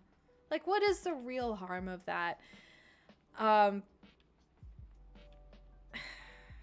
the thing is, like, therapists being able to hold space without running certain things past the parent is important, because some children's parents are stupid. Some people's parents are abusive. Some people's parents are out to fucking lunch. And the whole point of having things like school counselors is so that kids can have privacy from potentially abusive adults in their life, including their parents. Some people's parents aren't safe people, and the whole point of that privacy, but they're like, no, parents deserve to know. Do they though? Do they though? Because if the parent was doing their job right, the parent would be a safe person for the kid to talk to in the fucking first place. Like, instead of crossing ethical lines to force therapists and counselors and whatnot to disclose certain types of information, forcing teachers to disclose certain things about the student to the parent when the kid might be at risk if that information is released to the parent, like that's crossing ethical boundaries. And Danielle Smith is just like, fuck your boundaries. No, parents deserve to know. You're just you're throwing some kids straight to their abuser. And that's just irresponsible. This woman, in my opinion, Danielle Smith, is a very irresponsible, unprofessional piece of shit. Who should not be in the position of power that she's in. She should not be making, like, she's literally just some Gen Xer who is not qualified to be making legislation on this stuff. The people who make legislation on childcare should be childcare experts. Not this weird old white lady. Like, no. No. Like, in my opinion, people who make legislation should be experts on the topic. And in so many cases, we're seeing people who have strong opinions make legislation, but they have absolutely no professional background to back up their opinion. Oh god, kid. Bigotry is the real sin there. The school talked to my parents because they had to. It did not end well for me. Yeah, exactly. Like, if I had, like, as a kid, hypothetically, if I had come out to a teacher as gay and they told my parents, that would not have gone well for me. Like, my parents are in the church that believes in conversion therapy. That would not have gone well for me. It's not gone well for some of my friends. My gay friends who grew up Adventist and their parents found out, it did not end well for them. It kind of infantilizes teens, and yeah, plenty of teens are kind of dumb, but they know who they are and what they need to do. Yeah, no, developmentally, like, we're able to track, like, when we're able to clock when kids recognize their sexuality, when kids recognize gender, like, we're able to, we have stages of cognitive development for a reason. All of that. But the way that none of these parents take the time to Google something that is widely available for free. Like, if you are a parent, if you're a new parent and you're like, I want to know everything that I possibly can for the well-being of my kid, sit down and go through, there are free university classes available on the internet for childhood cognitive development. Literally, just sit down and pull up an intro to psychology class, intro to childhood cognitive development. Just, it's so fucking easy to get where we are today. It's available for free. And the way that so many parents are lazy about it, though, they're listening to all of this weird propaganda on Facebook. All of, like, you get all these Facebook mom groups. How about, instead of sitting in this Facebook mom group, you go and you sit through some university lectures on how your kid's brain is developing. You're going to get way more valuable information from that than you will a Facebook mom group that's just an echo chamber of weirdness. Always hated the phrase, I have the right to my opinion. No, you don't. You have the right to an informed opinion. Your I reckon is worthless. No, I think to some degree, like, we have a responsibility. We do have a duty. We do have some responsibility to keep educating ourselves and holding our biases accountable. But I didn't learn this till university, is that being able to hold your bias accountable is a skill set. And I only learned it because I got that specific post-secondary education, which means there are a lot of people who literally do not have the skill set to recognize bias or even know that bias exists. Anti-Dag says, I knew I was trans and gay. Love it. In the 90s, didn't come out until recently because it was scarier before now. And that's what's so sad to me, is that there was like a window of time where it felt great to come out. Like, even if your family didn't approve, there was like a whole celebratory culture that was being developed, and now the States is like slapping it back down, and you're just like, what? Honestly, given how she's treated her own kids, my ex-stepmom would probably have gotten, oh yeah, forced conversion therapy is also a possibility. I know, like, the struggle bus with democracy is really, unfortunately, charisma tends to do better than expertise. Speaking of trusted adults, that's why school librarians have always been important to the kids that don't fit in. And that's another great one, right? And so that also at like school librarians in Alberta are now going to be forced to like disclose certain things to parents if the kid really wants certain things. And I'm just like, why are we making therapists, teachers, and librarians these like moral gatekeepers? They're already trained. Therapists are and therapists, teachers, librarians, like they're already trained to do what they do appropriately. Why do we need this weird legislation about what teachers and therapists can do with their job with the kids that they are set to work with? They're already trained and qualified to handle it appropriately. We don't need Danielle Smith walking in here with her blah, blah, blah, blah, blah crap. Like, it was not necessary. It was not necessary for the government to step in to a system of education that already has an ethics board. What the fuck? We didn't need this. We didn't need the overcomplication. Like, it's already got its own thing happening. It has its own oversight. It's all being run through peer-reviewed scientific research. Yeah, I promise we don't need Danielle Smith intervening in that system. Like, Danielle Smith is not an improvement to that. On the other hand, there's also lots of openly LGBTQ people out there who won't go back in the closet. Yeah, I hope that, I honestly, because here's the thing, because we now have decades of research, I'm genuinely hoping that it becomes an immovable barrier. I am hoping that knowledge and education that we've gained over the past, like, even just the past 3-4 decades, it proves to be an immovable wall that Christian conservative fundamentalists can't budge, can't argue with. Like, I'm really hoping there does come a point where it's like, bonk, you can't go any further. But that may be wishful thinking. Maybe wishful thinking. I do genuinely hope, though. I hope at some point that research holds out over anxiety and terror and fear.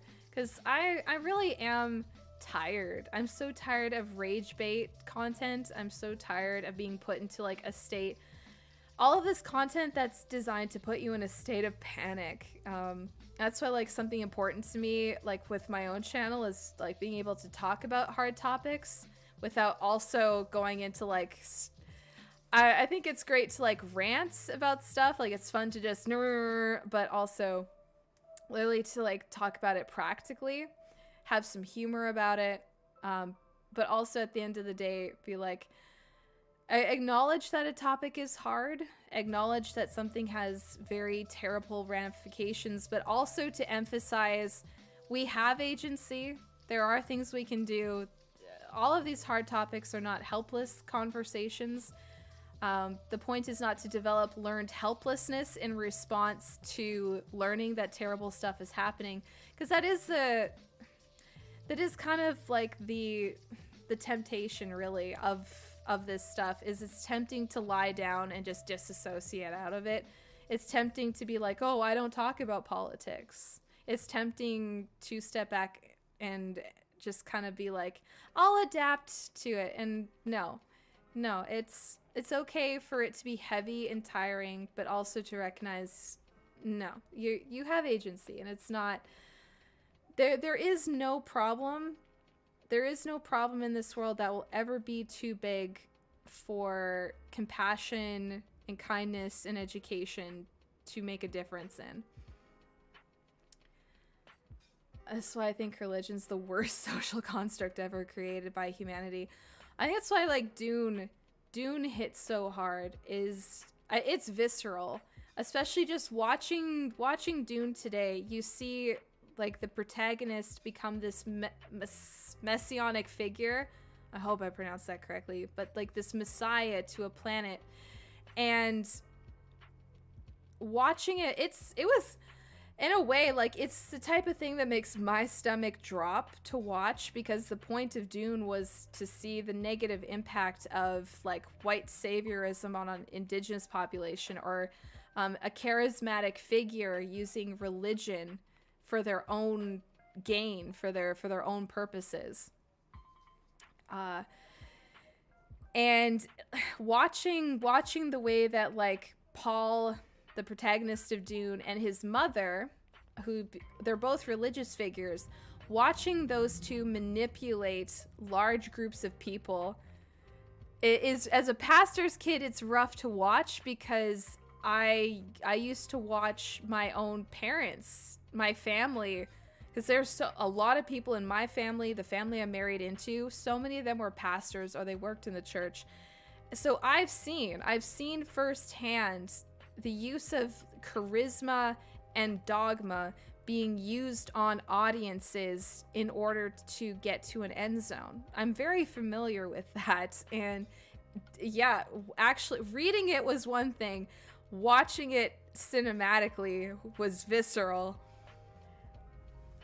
Interesting that both Paul and Jessica were using religion cynically until they literally drink the Kool-Aid. Yeah, right? Right? And then they drink the Kool-Aid and then they buy into, in many ways, they buy into it. And it's kind of, Dune is a rough one because Paul is such like a doomed protagonist. Like doomed by the narrative type of character.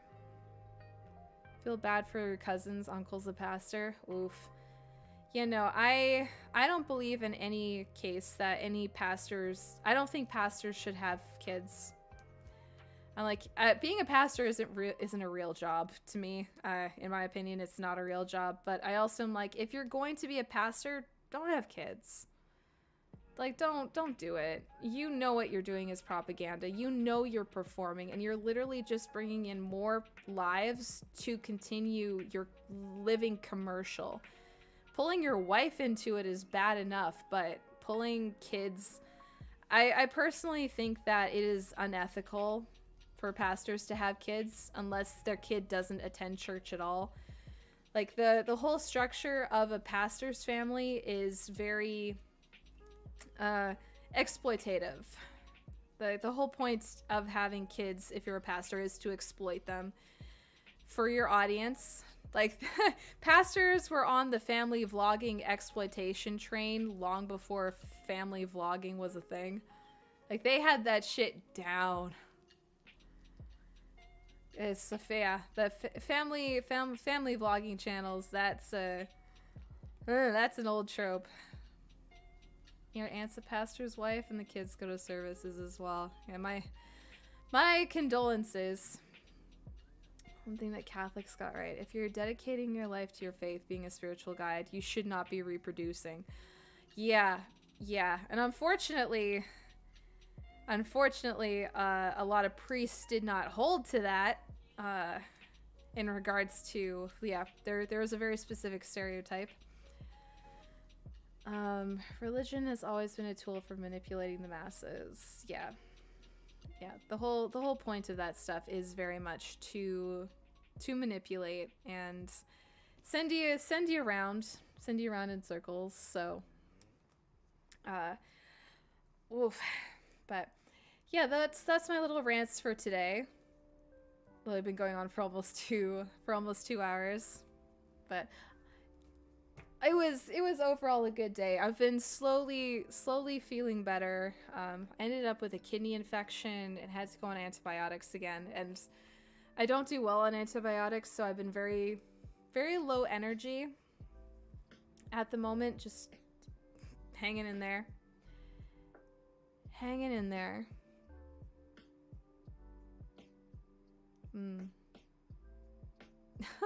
What, penguin? What? But yeah, coming up, I know I've talked about it a few times. Streaming wise, I'm not quite sure what my plan is going to be over the next few months for streaming. Um, because I know I do want to possibly take like a makeup, special effects makeup kind of course, and I also have like some new content planned. Is that getting jerked around? I didn't necessarily say in a circle though. You have to go to bed. Yeah, I also want to feel better soon. I really do. But we will see like where streaming goes in the meantime. I kind of had a realization over the last stream where one of the things I've been fighting with is like if you're like there's streamers and there's content creators, and I've been trying to do both, but also running myself into the ground with it, because if you stream, you're supposed to upload your clips, like you have to make evergreen content where the content you do in streaming is available for years to come instead of disappearing into the ethos. And it's a lot of work. Streaming full-time is its own full-time job, but also content creation is as well. So as I pay attention to one, the other goes down, and vice versa. And it's been like this weird thing for me where like I can't quite, like, everybody's like work-life balance, and I'm like just I don't know, it feels like a weird fishing game where like you're trying to keep within the bar, but you're going like wildly in and out of the bar. I'm very transparent. I do try to be transparent with my audience in regards to some things. And yeah, as a content creator / streamer, I struggle heavily with trying to find some kind of a balance between that. That's why streamers hire people to do clips and run the Twitter posts. Yeah, I wish I could afford that. I wish. If you stream 40 hours a week, you're probably working 60 to 70 hours a week. Due to setup times, making schedules, editing the content. Yeah. And so technically, if you really want to get big, you should like edit down your vlogs and re-upload them as evergreen content. And it takes, so I have tried. I was sitting down, there's a few on my YouTube channel. I have attempted this where I took a stream and cut it down. It takes hours. And I had some volunteers helping me out with it too. Like Quinmis can attest, I'm sure, as to how much fucking work editing down a Twitch VOD is. It's nuts. It's where there was that one guy who got made fun of for saying streaming is hard, and I'm gonna tell you right now, it is actually difficult. It is. My body aches. The longer you stream, the more like your spine goes. I don't even want to tell you the state of my upper thighs. And my eyes. Oh my god, your eyes, it's the brain power of interacting with chat and monitoring a bunch of different stuff. It's draining. Like there's so many people who are like, how dare you complain about this situation? I'm like, listen, labor is labor. All right? Don't be a fuckwad about it. Labor is labor. And even if this doesn't feel like labor to you, it's editing, it's promotion, it's streaming for 3 to 6 hours at a time. It can actually be a lot when you've done it. If you do it consecutively every day or almost every day, because the big streamers, they did it for like 12-hour days every day. We're talking 12 hours, 7 days a week. That's what it took for them to get big. And yeah, when people shit on streaming, I'm like, you do it. You sit here and be cognitively on top. You can't, because there's so many other jobs. You can like look away, look at your phone for a while. I can't do that. I can't stop midstream, scroll for 5 minutes and come back. Yeah. No. I fucking hate the degrading of labor. I do as well. I really do. That's one of those things that is a very real pet peeve to me, is when somebody looks at another job and goes, that's not that hard. Why are you complaining? When people shitting on people who work at like Burger King, for example, they're like, you're just flipping burgers. You do it. You drop your ass in the restaurant at rush hour and start flipping burgers and see how well you do in the lineup. See how the way that people would get so overwhelmed and backed up real fast. Yeah, work equals work. As someone who runs roleplay stuff, LARP being entertaining and engaging for multiple hours in a row is yes, running something like a LARP campaign would be very exhausting. You got to be on top of so many different things and try to make sure that everybody is safe and comfortable. No one's being weird. You have to keep it entertaining. I think what's really exhausting about something like running a LARP campaign, running yeah, right. Mrs. Like, it took so much time. And that's one of the reasons I stopped taking volunteer time to edit down VODs, is looking at the amount of time and being like, I don't feel like I can ask for this amount of time.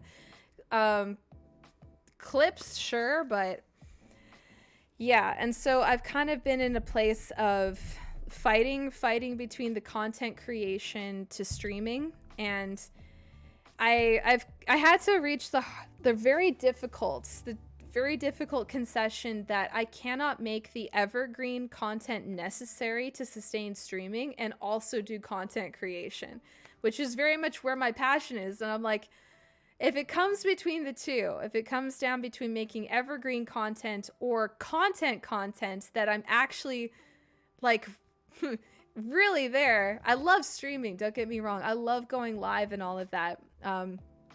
I wouldn't be doing it if I didn't enjoy your company. These bitches shit on burger flipping, but then flip out and scream at the employees. I know. I can't stand it. I'm just like, you can't shit on the people who are providing you the service that you're demanding. You just can't do that. I'll do a little posture check. No job is ever as easy as it appears. It really isn't. There was actually one streamer, he streamed so much and so often that his skull bent from his headphones. Like there's so many things that people don't take into consideration for a job like streaming. And I don't even stream full time. If I don't stream full time and I'm feeling very negative effects on my body just doing it like part time, because you can get tinnitus. You get tinnitus from your game controllers and your mouse and your keyboard. You can have spinal issues from sitting for that long, because if you're streaming, you can't necessarily get up as often and do stretches and stuff, and you often forget because you're in the flow of the stream. Honestly, eye strain. I feel like what is going to be coming for a lot of streamers is like and this is something that's a concern for me as well, is hitting like age 40, and then from all of the screen time, the streaming, like your eyes just degrade, like your eyes going just absolutely gone for it. Those losers should just say they don't consider those with unglamorous jobs to be human. Was at a party with a friend. Some girl showed up late off her shift at a restaurant, complaining about her coworker who works at a desk job in addition to the food service, going off about how desk jobs aren't the same level. Friend I was at the party with and I are both office workers. We ended up leaving early because of how unwelcome we felt. Oh man. Yeah, that's just bad vibes. To actually work in fast food. No, it is hard. Working in fast food, it takes a lot of skill. I have so much respect for anybody who's working janitorial, anybody who works retail, and anybody who works in fast food. You have my utmost respect. You should be paid way more than you do. If anybody is listening in who does any of those jobs, like I've done janitorial, I've done retail, I haven't done fast food, and because it scares me. I haven't ever worked fast food because I know it would break me down and I don't have it in me to do it. I have a lot of respect for it because I'm like, you are doing work that I don't have the capacity for. I would be so overwhelmed. The math alone of retail kills me. I did not do well in retail. One of the reasons I didn't do well in retail is I feel nauseous upselling. I was such a failure. I was a massive failure at retail because I couldn't upsell to save my life. I couldn't do it. I felt bad because like I've grown up poor. And I've lost out on money that I needed because I fell for somebody upselling to me, or I felt guilty because I was such a people pleaser and I couldn't do it. When I was in a position where I needed to upsell to people, I was like, well, what if they bought this puts them over budget? Like, I couldn't do it. It bothered me so profoundly to upsell. And I was like, maybe I could just trust that the customer knows what they need and I'll help them find the thing. Why do I need to add all these other things onto their purchase? I feel bad. I feel gross. And that burnt me out. And I lasted less than a year in retail. Fry cook for the most popular Publix in South Carolina for a while. 600 to 800 pounds of chicken fried a day. That's impressive. No, that is impressive. The way that fast food labor is genuinely impressive. It is an insane amount of information. It's an insane amount of labor happening like this. Like, and I'm like, I can't do it. I couldn't do it. I'd be so overwhelmed. I would get backed up so fast. I'd be like, please don't yell at me. Please, I will cry. I am but a small bean. Please, I'm just a girl. Retail was better where you were. As the cashier, kind of did everything. Yeah.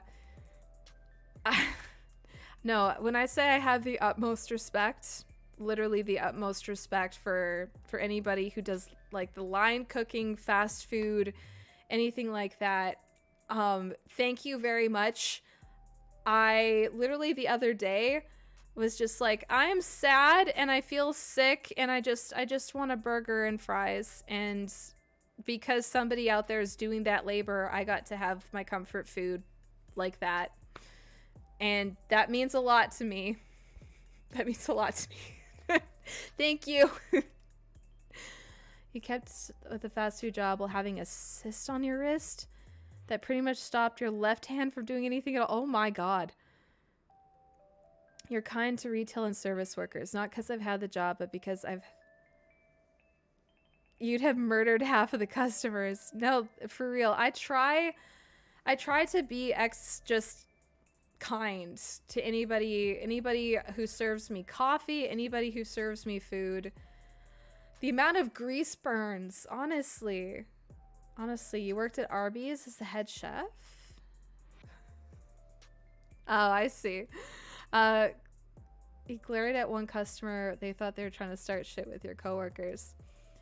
Do I need to verify my age to be here? Not yet, Joe. Not yet, but you might have to soon. Depending if you're on the US and what state of the US that you're in. The burns were not fun. Oh my God.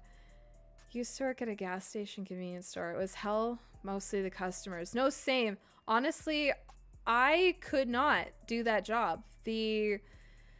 And I'm not saying that as like to be one of those like I could never do what you do. No, I'm saying it like I couldn't actually do what you do. I'd have a breakdown. So like people who work at gas stations, I would break down. I get very anxious very quickly in certain types of work situations, and yeah, no, hats off to you. Thank you. Trying not to get Twitch angry. Well, no, for those of you who missed the earlier conversation, the age verification thing is because legislation is changing. Legislation is changing very, very quickly, very rampantly in the States, where I think Kansas was the most recent one to decide that age verification is going to be needed to access social media. I think you have to be minimum 14. Which another content creator, mutual of mine, I think it's Potty Mouth Pollyanna, was who I saw this from, and she pointed out apparently 14 is not old enough to be on social media, but it is old enough to pop out, like to force a 14-year-old to pop out a baby. Like apparently you can't be on Instagram at 14, but you can be forced to shoot a bowling ball through your cervix. Yeah. Local streamer goes on rampage. I wish I had energy for rampaging. Not to actually rampage, but I wish I had energy. I'm referring to unnecessary legislating to censor music records. Yeah. Well, and this, it goes back to like the era in the 80s with censorship, because they tried to do this with rock music, metal music and stuff. And we had to have a whole movement back then to be like, we're not gonna take it. Like, apparently we have to do it again. You're right. Can my TikTok access the Wi-Fi in my house? What? Also, are you Chinese? Sir, I'm from Singapore. Like, Penguin, why did you get back on it? It's a lot more physically, mentally, emotionally draining than people think. Yeah, routine is go to work, disassociate, go home, watch anime, eat some food, and go to sleep and repeat. And that, yeah, isn't that such a lovely routine for your mental health? Right? How else are they going to start a little breeding farm? Oh my goodness, that was another weird part of this legislation. You don't count as a minor in Kansas if you're married. Because they were like, anyone under the age of 14, unless married. Kansas, what? Kansas. Well, we're on the topic of protecting the children. Kansas. Why do you have married children? Excuse me? Kansas, I think we should table the age verification laws and talk about why the fuck any of your minors are married. Because the answer is, it should be 0. Kansas, if I ask you how many of your children are under the... How many children are married in Kansas? And the answer isn't 0? What the fuck is wrong with you? Who let this happen?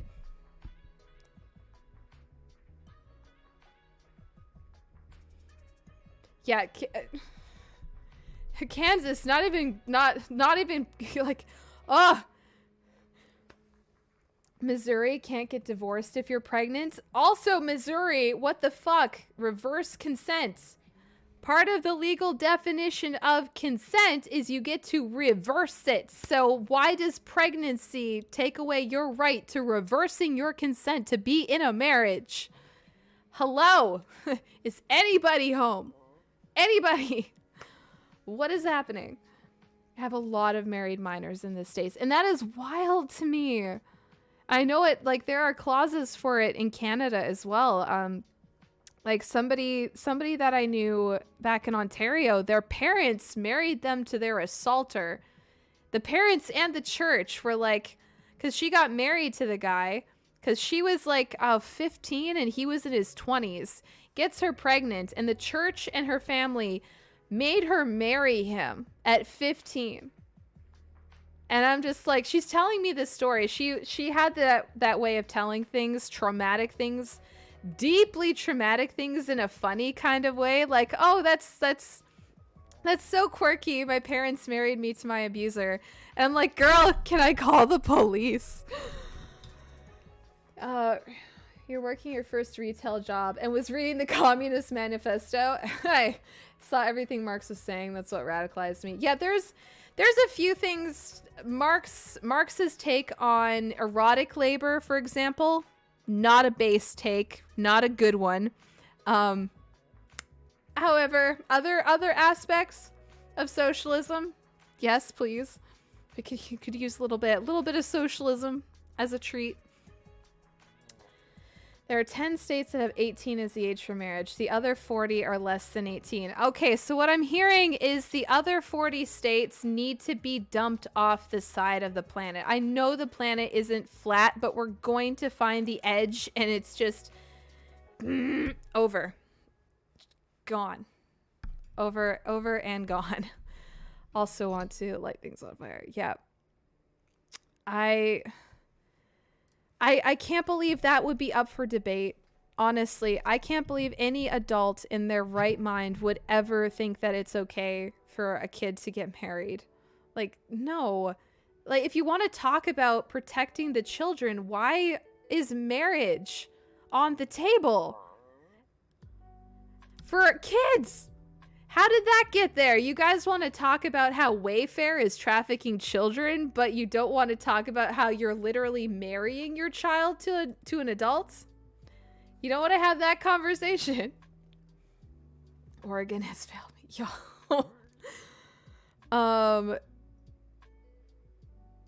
Oh my god, second. Oh my god. Yeah, I'm baffled. I am well and truly baffled by the absolute lack of brain cells about this. Yeah, and it is an unfortunate vestige of fundamentalist religions in many ways. But yeah, now that I have been consecutively popping off for like 2 hours, I am going to hop off. I don't think I'm going to do a raid tonight.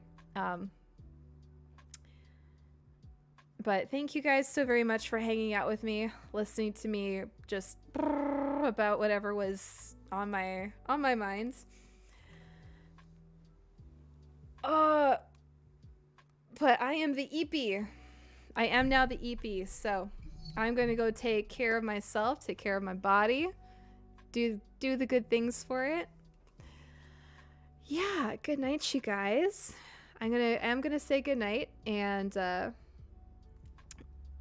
also remember to redeem your own hydrates, and remember your worth is not your productivity. It really isn't. It's okay to rest. It's okay to rest. It's okay to take naps.